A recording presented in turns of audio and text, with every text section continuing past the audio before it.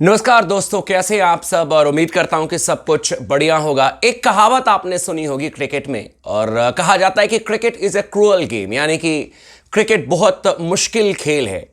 और आज हम बात कर रहे हैं उस बल्लेबाज की जिसको कि मात्र 150 रन चाहिए, अब तो शायद 100 रन चाहिए 14,000 ओडीआई रन पूरे करने के लिए। विराट कोहली की बात कर रहे हैं, द लेजेंड विराट कोहली की बात कर रहे हैं। लेकिन पिछले अगर एक आध साल से देखें तो ये कोहली विराट की तरह दिख नहीं रहे हैं।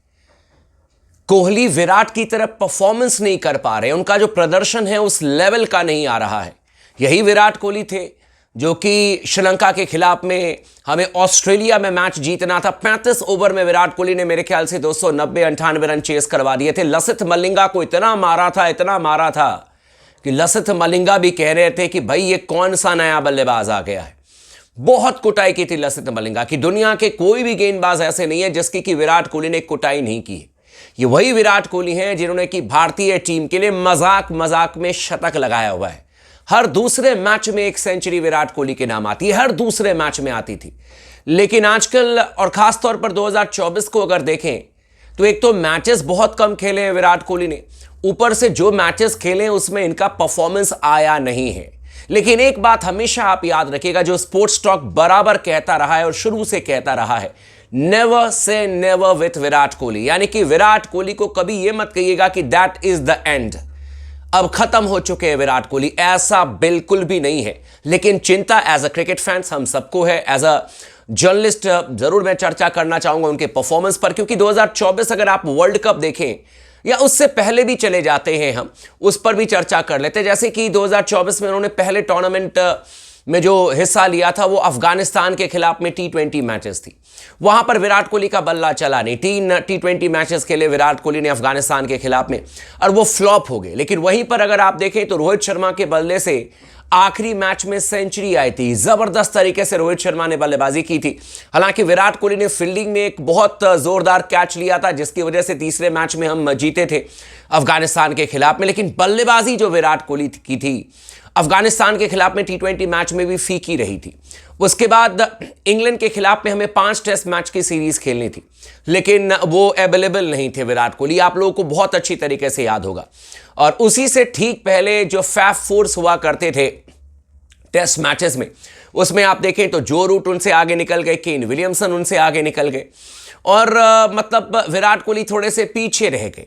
एंड ऑब्वियस सी बात है कि हम सब चाह रहे थे कि विराट कोहली के बल्ले से खूब सारे रन आए, स्टीव स्मिथ जो है वो आगे निकल गए, लेकिन विराट कोहली टेस्ट मैचेस में थोड़े से पीछे रह गए। फिर ओडीआई की बात आती है तो अब ओडीआई क्रिकेट में श्रीलंका में, जहां पर कि उनका ट्रैक रिकॉर्ड इतना शानदार है, हर दूसरे मैच में सेंचुरी, आर प्रेमदासा स्टेडियम में तो इतने रन किए हैं विराट कोहली ने। लेकिन अभी अगर पहले दोनों मैचेस को देखें तो दोनों मैचेस में विराट कोहली कंप्लीटली फेल रहे हैं, कंप्लीटली फेल। और सेटल होने के बाद पहले मैच में 24 रन बनाए विराट कोहली ने, लगा कि सेटल हो चुके हैं, लेकिन अचानक ही वो कहते हैं ना कि फ्रॉम नोवेयर, अचानक ही अपना विकेट दे करके चले गए। दूसरे मैच में सेटल होने का मौका ही नहीं दिया, और उस गेंदबाज ने जिसको कि श्रीलंका की टीम खुद ही भुला चुकी थी, जेफरी वेंडसे, 2 बार आउट किया जेफरी वेंडसे ने। एक बार डीआरएस की वजह से चलो वो विवाद हुआ और benefit of doubt Virat Kohli को मिला, लेकिन वहां पर भी मामला काफी क्लोज आ गया था। लेकिन दूसरी दफा फिर से जेफरी वेंडसे ने विराट कोहली को आउट कर दिया। इससे पहले T20 वर्ल्ड कप पर भी एक नजर डाल लेते हैं। हर मैच में विराट कोहली फेल रहे, लेकिन फाइनल में विराट कोहली ने बहुत ही मतलब कहते हैं ना कि शानदार इनिंग खेली, जिसकी वजह से भारतीय टीम मैच जीतने में सफल हुई। लेकिन उससे पहले number of matches Virat Kohli completely fail रहे। एज एन ओपनर बैट्समैन की अगर मैं बात करूं तो उनका बल्ला चला नहीं। रोहित शर्मा लगातार रन बना रहे थे और एक अलग अंदाज में ओपन करते हुए नजर आ रहे थे रोहित शर्मा, लेकिन विराट कोहली का बल्ला चला नहीं। लेकिन वो कहते हैं ना कि अंत भला तो सब भला, फाइनल में आकर के उन्होंने भारतीय टीम की इज्जत बचाई और 72 रनों की बहुत औसम इनिंग खेल करके गए विराट कोहली। 72 या 74 जो भी रन बनाए, लेकिन उसकी वजह से भारतीय टीम फाइनल मैच में जीती एक बड़े स्कोर की तरफ हम बढ़े। अक्षर पटेल का भी उसमें बहुत बड़ा योगदान रहा।